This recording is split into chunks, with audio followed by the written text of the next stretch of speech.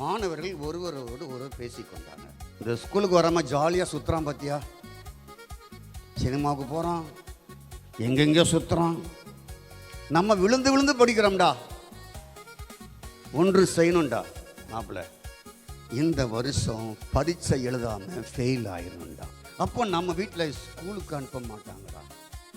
அப்போ என்ன செய்யலாம் மாப்பிள்ள, நல்லா ஊரை சுற்றலாம் மாப்பிள்ள அப்படின்னு பிளான் போட்டாங்க.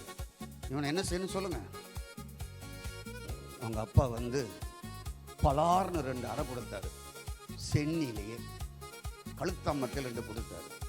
லூசு பயல்களா, உங்களை படிக்க வச்சு பட்டம் பெற வைத்து லட்சங்களை சம்பாதிக்க வைத்து அதுக்கப்புறம் உனக்கு ஒரு கல்யாணம் பண்ணி அதுக்கப்புறம் பிள்ளைகள் பெற்று அந்த பிள்ளைகளுக்கெல்லாம் கல்யாணம் பண்ணி கொடுத்து நீ வயதான காலத்தில் பென்ஷன் வாங்கி நீ வாழ்வதற்கு தாண்டா உன்னை ஸ்கூலுக்கு அனுப்புறேன். உங்களுக்கு புரிஞ்சுதா? உன்னை பூமியில வாழ்வதற்கு அனுப்புனா நீ பரலோகம் வரணும்னு நினைக்கிற. அவனுக்கு கொடுத்த மாதிரியே உனக்கு ஆடி கொடுக்கணும். நீ இந்த பூமியில வாழ்ந்து